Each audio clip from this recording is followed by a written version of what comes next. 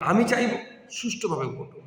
যদি এক দফায় সুষ্ঠুভাবে ভোট হয়, খুন না হয়, একদিনেই কাজটা শেষ হয়ে যায়, হিংসা যদি কম হয়, তাহলে এক দফাতে অসুবিধে নাই। কিন্তু সিস্টেম যেন সবটাই হয়। এখানে ফোর্স নাই, ওখানে ফোর্স আছে, সেই সমপরিমাণ ফোর্সের দরকার, তার অ্যারেঞ্জ করা দরকার। থেকে এক দফা আনাটা কিন্তু যত সহজে বলছি, অত সহজ কিন্তু নয়। যদি সেই পর্যাপ্ত পরিমাণে সেই অ্যারেঞ্জমেন্ট থাকে, তাহলে অসুবিধা নেই। প্রশ্নটা থেকে যাচ্ছে মানুষ তার ভোটিং রাইট যেন সঠিকভাবে এক্সারসাইজ করতে পারে। আর্টিকেল 326 আমাকে সংবিধান রাইট দিচ্ছে, আমি 18 বছর ঊর্ধ্বে, আমি ভারতীয়, আমি ভোট দিতে পারবো।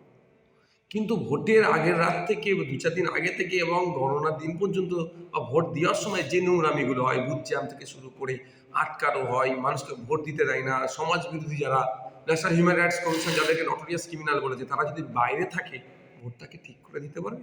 সে একটা দফা হোক, একাধিক দফা হোক। তবে আমি চাইব সুষ্ঠুভাবে ভোট হোক।